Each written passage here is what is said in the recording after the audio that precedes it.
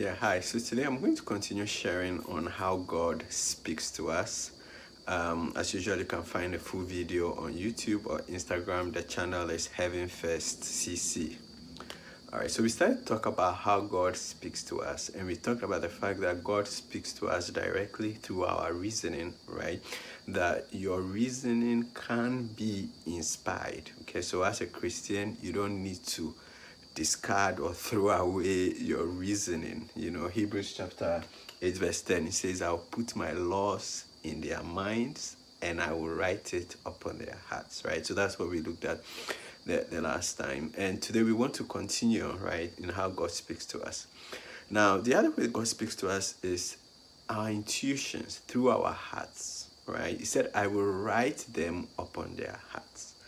There are certain intuitions that we have, if you like, call it instincts, right, about things which are actually inspired and are of God. And that's one of the ways that God speaks to everyone. God speaks to us. In Job chapter 2 verse 8, for instance, the Bible says that there is a spirit in man, and the breath of the Almighty giveth them understanding, right? There is a spirit in man, and the breath of the Almighty giveth them understanding. In Proverbs chapter 20 verse 27, the Bible says that the spirit of man is the candle of the Lord, right? So your spirit is the candle of the Lord, which means that God can use your spirit to bring light to you. Okay, so we need to understand and appreciate the fact that God talks to us directly. Okay, He talks to us, our mind in the form of reasoning. He talks to our hearts in the form of intuitions. And like I said the last time, it doesn't mean that every thought you have and every intuition you have is of God, but you need to be able to recognize that some of the thoughts you have, okay, and some of the intuitions that you have are of God. And you need to pay attention to the thoughts that you have and the intuitions that you have, because God talks to you directly through this. Okay? All right. Now, our thoughts and our intuition, while they can be ways through which God can talk to us, there's also the possibility that we have thoughts and intuitions that are, let me say, corrupted.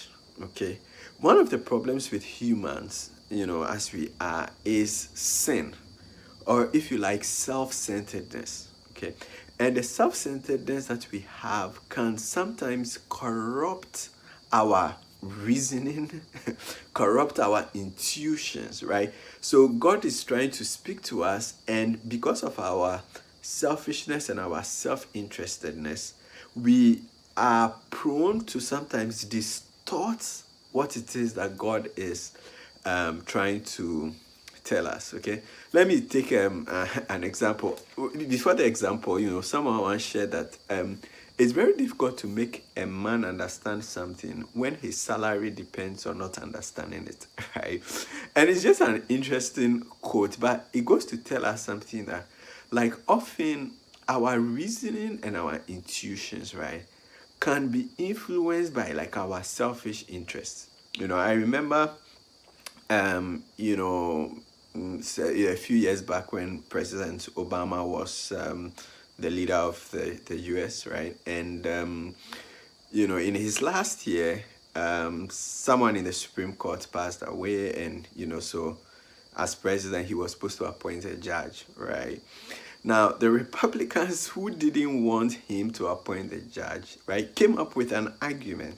I need to understand something, like how our selfishness and our self-centeredness can influence our reasoning and sometimes distort what it is that God is helping us to see, right? So they made an argument that it was an election year, and in election year, the president shouldn't appoint a new Supreme Court judge, right? Like, he should wait for the American people to vote, right? So that their vote, will be a way of them weighing in on who is going to be elected the Supreme Court judge, right? That was the argument they make, right? That was the reasoning that they came up with. Okay.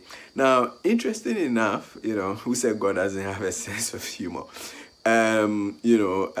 President Trump, came into power. We was a Republican, and also in his final year, a similar situation arose. Right now, these same Republicans who had reasoned that, oh, in an election here, the president shouldn't appoint the president, shouldn't appoint a new Supreme Court judge. He should wait and let the people weigh in through what they vote for. Now came up with, other reasonings to justify going ahead with the election of a Supreme Court judge in an election year, right? So basically, right, the way that they reasoned, it wasn't so much based on principle as it was based on, their own sort of like interest, right? In the first case, they didn't want, a Democrat president to appoint, a Supreme Court judge. So they reasoned in a certain way, similar situation, but, with a Republican president, they reasoned differently, right? So I'm just trying to use this as an illustration of how, our sort of like selfish interests, okay, and, sin, that's what Christians call selfishness or self-centeredness, right? Influences the way that we reason, and it influences our intuitions, And so because of that, it's important that we relate with other people, okay? So number one, we should not forget that God talks to us directly, okay?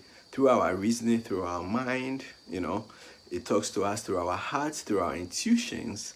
Okay, but considering also the fact that we can make mistakes about what God is telling us, especially due to sin and selfishness and self-centeredness in us, it's good for us to check what we believe God is telling us with what God is telling other people, right? So this is the concept of fellowship in Christianity. So if through my reasoning and my intuitions, I feel like God is saying X, right?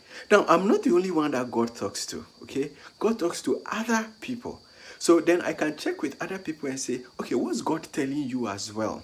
Right? What's the reasonings that God is giving to you? What is the intuitions that God is giving to you? And then I can compare what I am receiving with what you are receiving. Now, because we are prone to mistakes, right? When we compare our knowledge of God, our understanding of God with each other, it increases the possibility that we will stick with what is right. So for instance, I'll ask an illustration. I liken this to like, your driving mirror, right? You have three mirrors, right? Like you have your, the main mirror, right? The main mirror. Then you have like the two side mirrors, right? Now, the front mirror is good, right? And it helps you to see, okay? But it has certain blind spots, right? There are places that it won't be able to see. It has certain limitations, right? So you also use your left side mirror, you use your right side mirror. Now, each mirror on its own has limitations, right?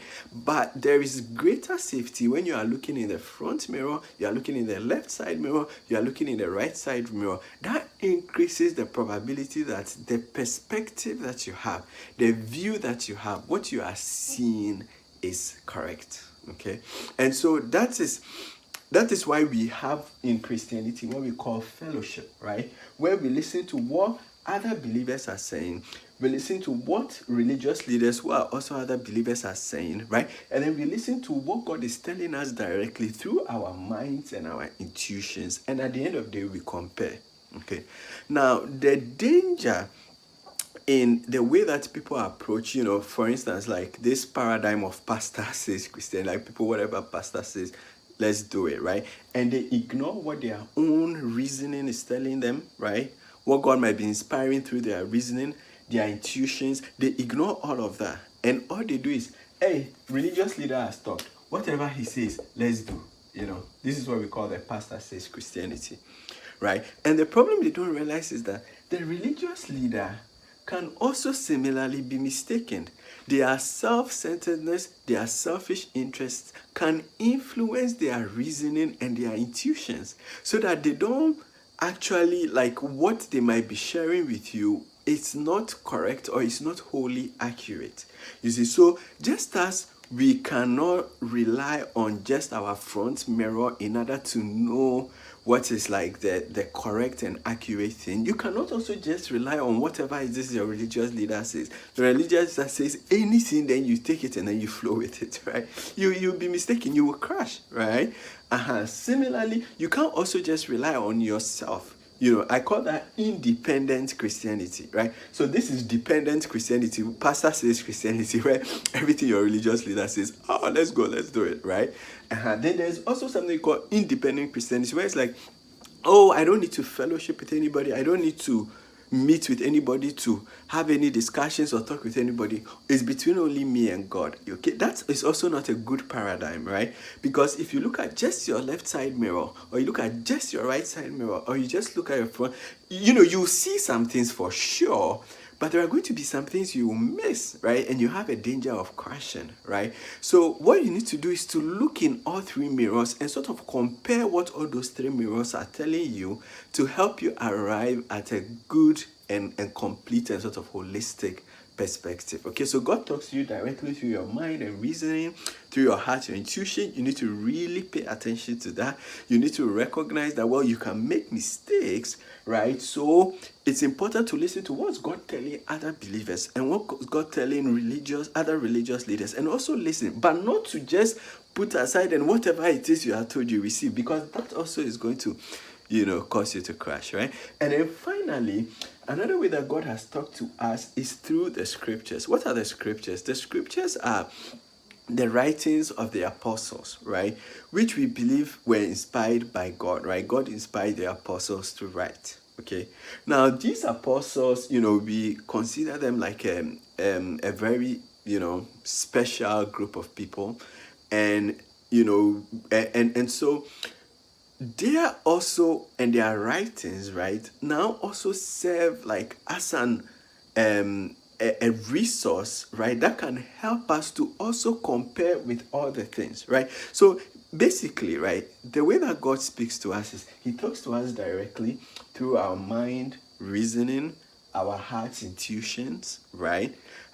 Now we can't be mistaken, right, in our reasoning and our intuitions. So it's important to listen to what God is telling us through other believers, other believers, religious leaders, right? This is the process of fellowship. Okay, again, not to just accept whatever it is that you are being told, right? And then finally, to also see what is taught by the apostles through the scriptures. God spoke to us also through the apostles and through the scriptures. So by looking at all these sources and putting them together, right, and sort of like learning and taking inspiration from all these sources, we have a better view and a better perspective of what God is saying and how God is leading us. Okay. All right. Thanks, and I hope that you've learned something about how God speaks to us. God be with you, and talk to you another time.